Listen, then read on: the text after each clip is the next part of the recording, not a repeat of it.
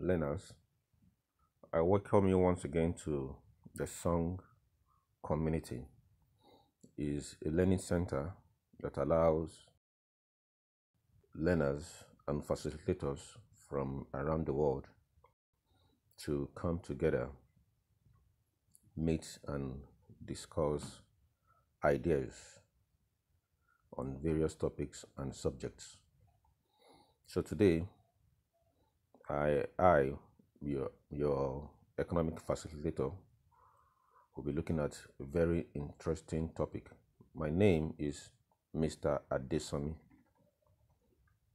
We'll be looking at a very interesting topic today, and I hope you will pay attention as we go along together. The topic for us today is taxation, COVID-19, recession, and the economy. Taxation, COVID-19, recession, and the economy. We've looked at the topic taxation for some time now. When we started with public finance, we looked at direct tax and indirect tax. So we'll be comparing taxation to other variables, like what is happening in the world now, which we all are aware of, COVID-19, coronavirus, affecting a lot of lives. We heard about the disease last year, around December last year, 2019. But this year, it has affected every economy of the world is affected by this disease. And a lot of countries of the world have to lock down their economy, some for a month, some for 2 months, some for 3 months. And a lot of death has been recorded. Over 3 million people have been affected by this virus, and close to 1 million or even more than 1 million have died because of this virus. Not only that, millions or billions worth of businesses has been affected in terms of cost, have been affected with this disease. And this has been predicted that this year down to next year, a lot of economy will be experiencing recession. So we want to look at these three variables and how they affect the economy of the world. But I'll be using Nigeria as a case study because it's one of the developing nations in the world, and one of the is the highest black nation where the black people are living in the world. So that's why I'm using it as a case study. So, as I've said, I will be looking at these 4 variables and how they affect the economy, using Nigeria as a case study. So before I start, let's look at some of the definitions of the key variables in this discussion. The first we'll be looking at is taxation. Taxation. Tax is one of the major revenue source for the government of any country, be it direct tax or indirect tax. A lot of fund or revenue is gotten from source of revenue for the government. So what is tax? Tax is a compulsory levy imposed by the government on the income of individuals and firms and goods and services. So depending, for your direct tax, it is imposed on individual and firms. For your indirect tax, it is imposed on goods and services. So it is a compulsory levy which every citizen of a country must pay. As I've said, it is one of the major source of revenue for the country, most especially developing country like Nigeria. A lot of money, apart from oil, which is one of our major source of foreign revenue, domestically, tax stand out as one of our source of revenue in the internal economy. So the next we'll be looking at is COVID-19, coronavirus, COVID-19. This disease is a respiratory illness disease which can affect anybody from the young down to the old. Now, it has really affected production in countries of the world. So it's caused by a virus called coronavirus. So it was discovered in China last year, late last year. It was discovered in China. So we'll be looking at the effect of this disease on the economy of the world. Now, as I've said, there have been a lot of predictions that the economy of the world will slide into recession. So the question is this: what is recession? Recession is a decline in a country's gross domestic product, that is your GDP.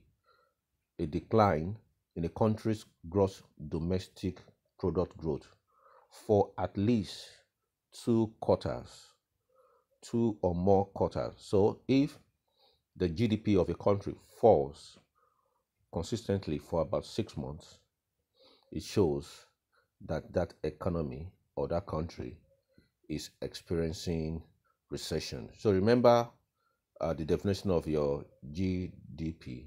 It is the total value of goods and services produced domestically in a country, meaning the total value of goods and services in monetary terms now produced in a country. So if the GDP of that country, the total value of goods and services produced in that country, is low for 6 months, that will tell you the effect of that on the economy.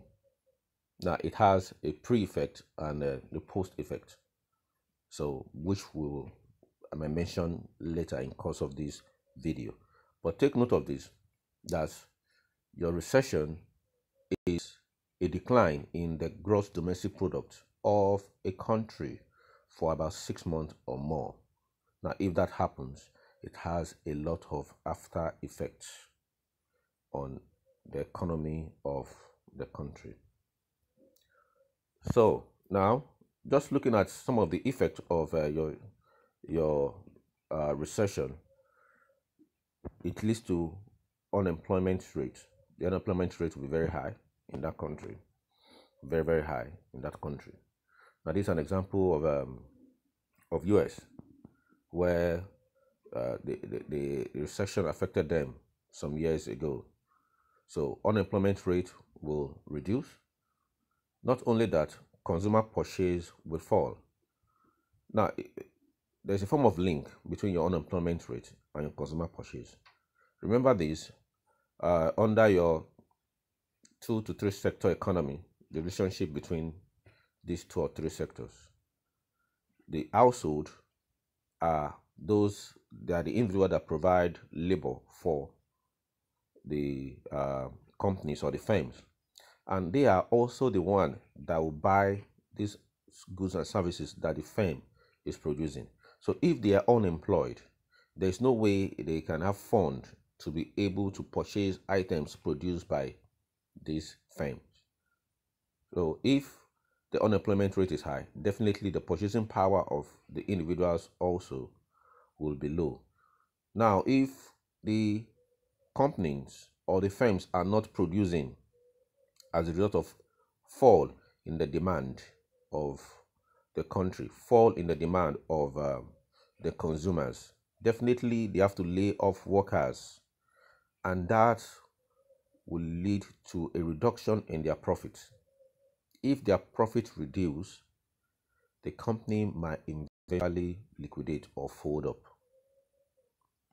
Not only that, once the individuals are unemployed, then people will start losing A lot of individuals have mortgage on their houses.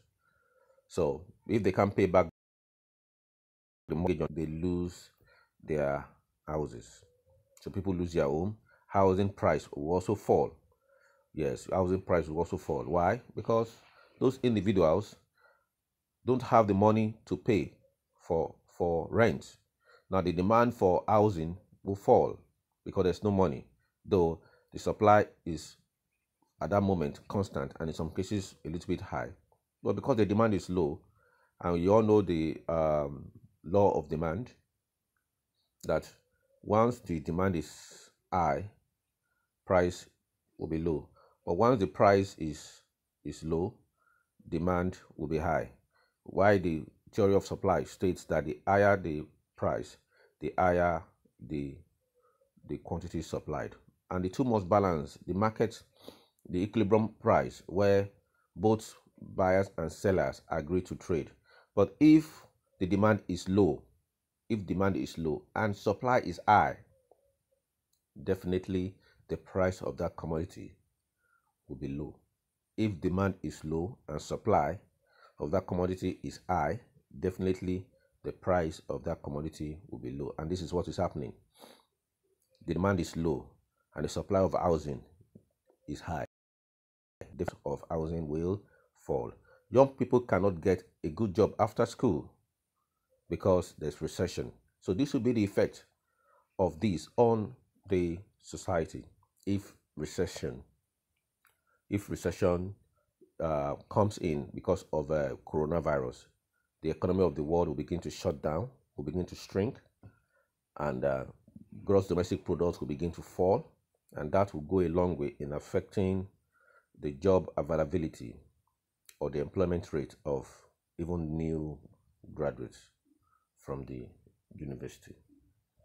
So altogether, countries of the world are beginning to respond to the effect of COVID-19. In terms of policies, some have been changing their policies.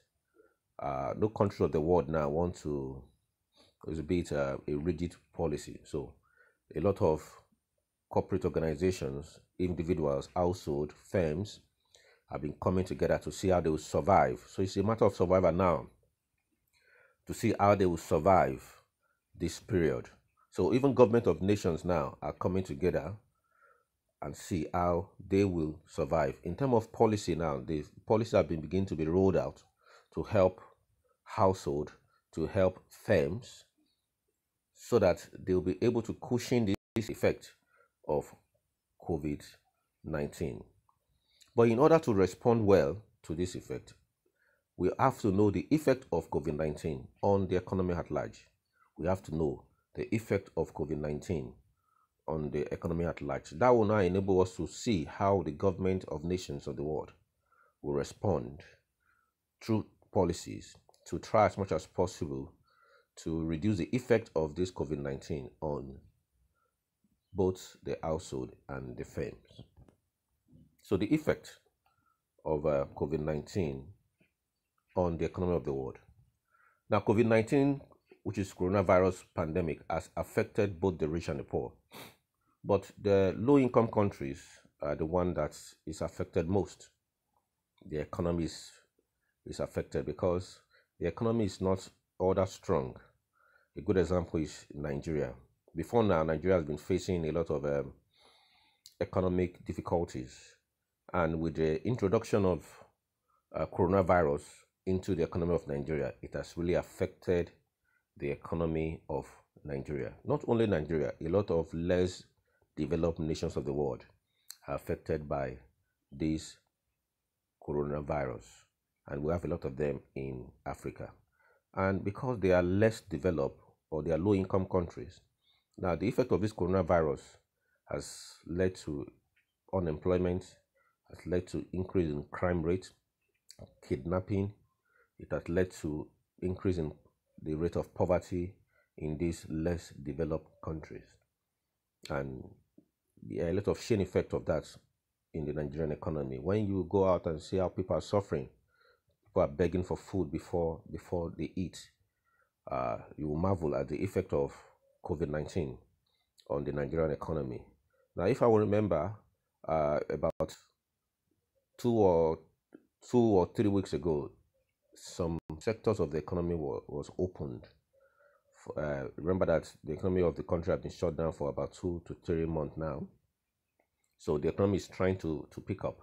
But because of the fear of COVID-19, it has really hampered the operation of a lot of businesses in Nigeria. Some are just open at a rate of 50 capacity, which has really affected the demand and supply of their product.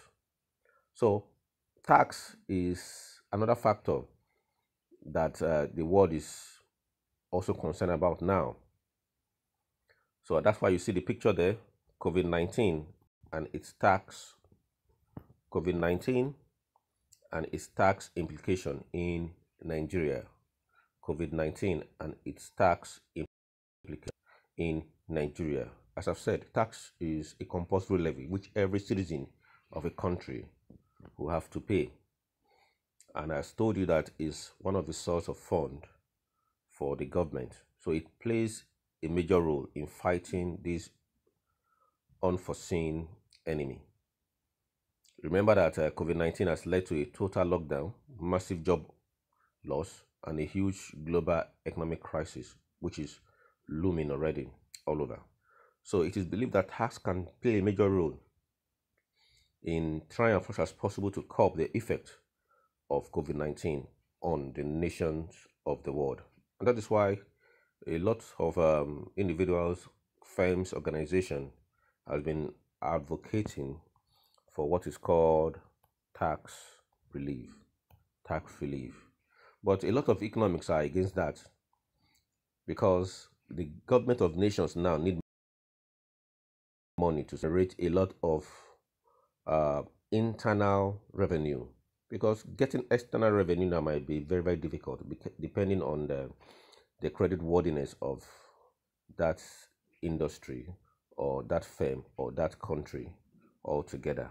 So a lot of countries are now looking inward on how to generate a lot of revenue. Of recent, in the history of Nigeria, the government introduced tenement tax that you are a tenant in a country, Nigeria, you must pay tax of about 6%. So, and that has not happened before. And last year, the government as well increased the VAT, value-added tax, on goods and services in Nigeria from 5% to 7.5%. So with the economic reality in Nigeria, because the gap between the rich and the poor in Nigeria is very high, we have about 80% of Nigerians living below the poverty line. So a lot of people are advocating for tax relief. But the reality on ground is this: the government of the country don't even have enough money to take care of the economy, to take care of the needs of the people, to pay the civil servants, to provide roads, to provide security. If you look at in the northern part of the country, where the Boko Haram are really affecting the economic operation in that environment, government need money to fight them. But we have infrastructural deficiency in Nigeria. The roads are bad, so government need money to put all this in order. And in some quarters, they are asking for relief. So it is a dicey situation for the government of Nigeria. Not only the government of Nigeria, but a lot of developing nations of the world, looking at how they will cope in as much as possible that their citizens need their help, but they also need to take them. So where would they get the money from? And external borrowing now is becoming very difficult, because every nations of the world are facing one of these crises or the other. And remember that some of these nations have borrowed already, so they are servicing their debt. And servicing debt and still want to collect more debt is a big issue. So how will the society deal with this cost that we're talking about? A lot of cost. How would they deal with this cost? So let's look at some of these costs. And number one on the list there is by accepting that millions of people will stop working, which a lot of issues, a lot of economic realities. So in India alone, the rate of unemployment in India is high. Remember, India is one of the most populous nation in the world, over 1 billion in population, and they are also affected with this virus, COVID-19. So all over the world, we should know that, we should accept that one of the costs of COVID-19 is that a lot of people will stop working. Of recent in Nigeria, the industry, the banking was even planning to lay off of workers. I think Access wanted to lay off about 3,000 workers, if not for the intervention of the Central Bank of Nigeria. Now, a lot of other industries are beginning to either lay off workers or cut the salaries of their staff just to survive. So one of the economic reality on ground now is that the unemployment rate will be very, very high. Now, another cost is this: the overall economic output will fall because demand is low. Therefore, supply will fall. And if supply falls, output will fall. And if output falls, unemployment rate will increase. And if that happens, people are not working, then the ability to demand for goods and services will be low, and that will lead to recession. So not only economic output like production of cars, even oil. Now, Nigeria is one of the countries that depends solely on oil to survive. And we know that the price of oil in the international markets has dropped, has fallen. Initially, the price of, before COVID-19, the price of oil in the international market was around 50, 60, 70, around that environment, reaching around $60, $70. Even of we've had time when the oil was sold for over $100, but now the price of oil in the international market is less than $30. It's less than $30. Now, when we look at the production cost of oil in Nigeria, is on the high side compared to other oil producing countries. A good example is Saudi Arabia. Saudi Arabia cost of producing 1 barrel of oil is around $4 to $6, but in Nigeria is about $20 to produce 1 barrel of oil. And the price of oil, the barrel of oil in the international market is less than $30. So that will tell you that, give or take, Nigeria is just gaining around $4 to $5 per barrel of oil. So the economy is in trouble. It's in big trouble. And constantly, the demand for oil is falling in the international market. Why? Because of a lot of industries. A lot of industries are not producing goods, and there's no movement in a lot of countries, because if cars move from one place to another, then they will need gasoline, they will need petroleum to move. But if there are restrictions, that will reduce the demand for oil. Now, if that reduces the demand for oil, in the long run, it will affect the oil producing nation. And it is believed that the oil industry now is facing what we call oil glut. Oil glut. So the question is this: what is oil glut? What is oil glut? So quickly, let's look at that. Oil glut is a serious surplus of all crude oil. A serious surplus of crude oil caused by a falling demand of oil. So if the demand of oil is low and the supply of oil is high, it leads to what we call oil glut, which is what is happening now. The demand for oil is low, while the supply of oil is high. These 8 sisters are still producing oil. Talking about Shell, Chevron, they are still producing oil in every nations of the world, because nations of the world, especially the oil producing nations of the world, are still producing oil. But with the fall in demand for oil, it leads to what we call oil glut, and that will result to a fall in the price of oil. Remember I said earlier that if the demand for oil or demand for an item is low and the supply of item is high, then the price of that item will fall. So if the demand of oil is low and the supply of oil is high, definitely the price of oil will fall. Now, this will have a negative effect on both the OPEC nations and the non-OPEC nations. We have the OPEC nations. Examples are Saudi Arabia, we have Kuwait, we have Iran, we have Iraq, we have Venezuela, we have Nigeria, and a lot of them. We have about 16 in number, 13 to 16 number. While the non-oil members, we have US is one of them. We have Russia, we have China as part of them.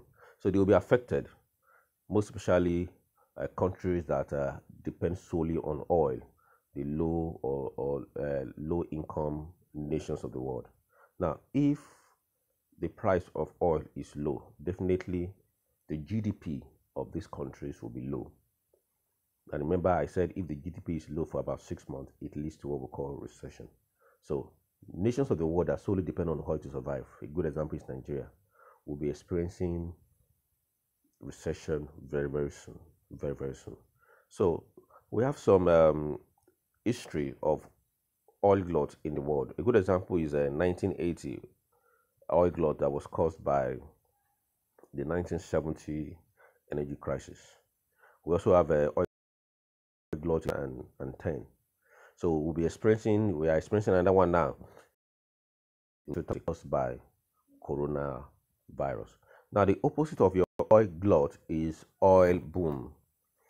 And how to know there's oil boom? You see that the price of crude oil, of gasoline, will be on the high side. Now, this beneficiary to the oil producing nations of the world because they will have more money. As I've said, we've experienced it in a lot of years in the world. We've experienced it a lot. So what is oil boom? Quickly, let's look at what oil boom is. It's a period when the demand of oil is more than the supply of oil. So it's the other way around. It's just the opposite of your oil glut. So it's a period when the oil is more than the supply of oil. If the demand of oil is more than the supply, then the price of oil will go up. Just relating into the theory of demand and supply and the point of equilibrium. If the demand is high and then the supply is low, more people want the product, but the suppliers are supplying less, then as a rational human being, you want to buy it at all cost. And remember that oil is inelastic in nature, because for now, there is no in terms of commercial quantity, no suitable solution to or replacement to oil. Of course, we have the renewable energy source, but not in commercial quantity yet. So altogether, the world still depends largely on oil. And if the supply of oil is low and the demand is high, definitely it will lead to high price, which is beneficiary to both the OPEC and non-OPEC nations. So we've experienced oil boom as well. The Mexican oil boom between 1977 and 1981, and the Texas oil boom between the 19s and 1940. So together, oil boom, countries of the world have experienced it. Even Nigeria as a country have experienced oil boom, but because of the level of corruption in Nigeria, we were not able to save enough. And that is why we're experiencing what we're experiencing now. Unlike developed nations of the world, that during this oil boom season, they were able to save enough for the rainy season. And that is why for developing nations, they are able to cope with the effect of coronavirus on their economy through a lot of stimulus package for industries and for their citizens. Now, looking at this graph, this is South Africa industrial production. So you agree with me that as at March 2020, the production in South Africa has declined down to the negative region, So there's a fall. There's a fall in the industrial production, and this is caused by coronavirus because of the various lockdowns in the countries and in the world. This has really affected production capacity of the industries in South Africa. Now, if production has reduced like this, now what will happen to unemployment rate? Definitely, the unemployment rate will be very, very high, because as production reduces, there will be increase in unemployment rate. Now, a good example is India. As you can see from this graph, between 2020, of course, there was because of coronavirus, the unemployment rate in India was as high as about 24%. But because of different government policy, they have been able to reduce it to about 12%. Now, looking at 12% of the labor force of India, and their population is over 1 billion, that will tell you averagely how many people are not unemployed in India is on the high side. You agree with me? Okay. So now, if this happens, and if this is not checked, and it's snoop dive into then definitely the level of poverty in India will be on the high side. So the question is this: how do we solve this problem? We have a lot of problem at hand, both for developing nation and developed nations of the world. So how do we solve this problem? One of the instruments that the world is looking at to solve this problem is taxation. But taxation also has its issues. Tax has its issues. The question is this: who will bear the burden of this? That's the question. Who in society will bear the burden? And where will they be? How will they be bared? And when will they be bared? These are these questions. Because remember, we talk about the burden of tax, the incident of tax. Who will carry the final burden, the effect of this tax? Who will carry it? So it's a question that we need to ask ourselves. But we can't overemphasize the importance of tax. And in this season, a lot of businesses the ability to pay tax have reduced dramatically. Some have been crushed under the weight. Some are trying to evade or avoid tax by running from tax. And the government of the country have to do a lot, because if they are being forced to pay tax and they are not producing, that might go a long way in affecting not only their profit, but their ability to employ more people to work for them. And that might lead to increase in unemployment. So the government of every country is doing their best to make sure that tax is used as an instrument to uplift the nation and not to cause crisis. As you agree with me that nations of the world now, they are doing to make sure that the government try to help those individuals in need, industries that are in need, vulnerable people in the society, and that has gone a long way to increase the government spending. It has gone a long way to increase this government spending. So government will have to boost public spending. Example, they will have to spend more money on salaries, or if they don't want to, if they want to avoid a riot. And a lot of companies a lot of industries have received, even companies now have received cash bailout from the government, especially in US, where about over $2 trillion was injected into the economy to both help the private individuals and support both the small and medium scale and even the large businesses in US. Not only in US, but a lot of developed nations are doing that. Canada is doing that. Russia is doing that. Germany, they are all doing this to stimulate and help these industries, because if these industries go down, it affects the country all together, and if they are affected, then the GDP of that country will go down. So every country of the world now is trying to make sure that the GDP of the country is growing, not declining. And with the level of decrease in government expenditure now, because the government expenditure has really decreased.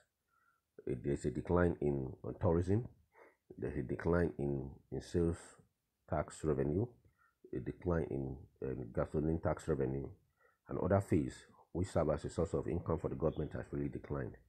And there have been a rise in unemployment rate. And if people are not working, there's no way they can pay their income tax. And government is even spending more now for those people that are unemployed to try to take care of them. So all these are a lot of questions that we are asking. And a good example is country Nigeria, where going through this graph and looking at the revenue, you can see it has been predicted by the Bureau of Statistics that the revenue in Nigeria is, as at January 2020, is low compared to our expenditure. Our expenditure is on the high side, while our revenue is low. Now, this will not only affect the 2020 budget, but the 2021 budget, because countries of the world are trying to survive. But with coronavirus and with the lockdowns, government are not able to collect enough money revenue, and our expenses is growing. So that really has affected the 2020 budget. Not only that, the 2021 budget. So the question is this: how will government cope? How will government be able to meet up with their expenses in the face of a declining revenue? So different countries are beginning to respond to this, and we'll be looking at Nigeria and other less developed countries as a case study, and how they have responded to this. Now, one way they've responded to this is through borrowing. Now, a lot of countries have involved in borrowing, not only even during coronavirus, but before coronavirus, they've been borrowing. But the level of borrowing now is on the high side. Now, I said there is no inflation on the rise for some goods. Interest rates are low, and in some negative. If there's a time to borrow, it is now, which is already happening. As you can see, it's already happening. The time has come for the government to spend to protect vulnerable people, broad population, essential workers, institutions, financial sector, and the economy. So, and that's why you see government of the country of the world now borrowing. Of recent, Nigeria has borrowed from China, borrowed from IMF, borrowed from World Bank, and borrowed internally. And a lot of grants have even come into the country to help to cushion the effects of coronavirus. So a lot of countries now are borrowing, even in Africa. A lot of countries in Africa are borrowing massively. So that's one of the way government of the countries are trying to help their citizens in order to curb this effect of coronavirus. Now, the second way they are doing that is through using the tax system. As you know, that the tax system plays a crucial role in this crisis. As I've said earlier, people are shouting for tax relief. People are shouting for what we call tax justice campaign. Tax justice campaign, where it's believed that the poor should pay less, the vulnerable people should pay less, and the rich should, the strong bodies should pay more. And that has been the what people are advocating for now, which I believe countries of the world, their policies will be trying to see how this can work out, because a lot of people are vulnerable now, and we have people that are also rich. So tax justice implies that a form of progressive tax should be used, where people that are earning more pay more, and people that are earning less pay less. Other sources of which government now is raising money to meet up with the expenses is increase in fees, fines, and penalty. Yes, government is trying to get more money from that. For revenue from the use or sales of government properties. A lot of government are selling their properties in order to meet up with their various expenses. Of course, government are also sales of government shares. Sorry about that. Shares in some big industries or big firms. Government are selling some of their shares in order to meet up with these their expenses. So as I've said, we can't overemphasize the importance of tax and tax justice campaign. Tax should be cut to help those affected, those worstly affected. But for those companies that are still making profits, a good example in Nigeria is the telecommunication industry. They are making a lot of profit, so they should be taxed more.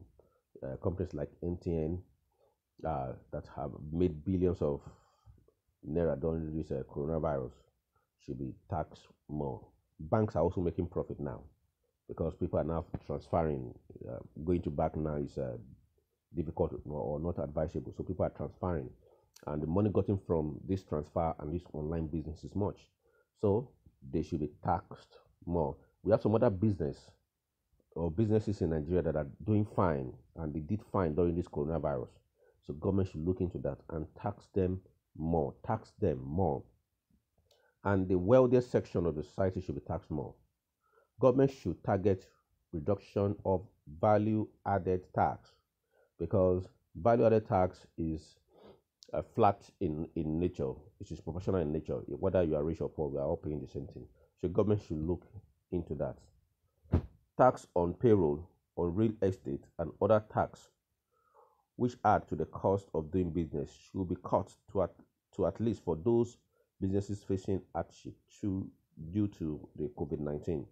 So, tax on payroll, tax on real estate, and other businesses that are trying to survive should be cut. The cost of doing business in Nigeria should be reduced, so that this will encourage more business. More small and medium-scale business should come up. And that is what the government of Nigeria is doing with the fund of the COVID-19 fund released to help both the small and medium-scale enterprises. If I think about 50 million naira was released. About 50 million naira was 50 billion naira was released for that. 50 billion naira was released for that, to help both the small and the medium scale enterprises. Even the household that needs money can have access to this fund. Not only that, corporate income tax should be reduced if companies are struggling to pay, so that they will not go into bankruptcy. But as I've said, companies that are doing well, like the communication industry, that are doing well should be taxed more. So all these and many more are policies that governments of nations of the world are putting in place to help to curb the effect of COVID-19, and so that the economy of the world, or the economy of developing nations and developed nations, will not go or slide into recession. So now we have come to the end of the class. You can make more research on yourself to look at the effect of COVID-19 on both the tax and the economy of the world. Thank you very much, and have a good day.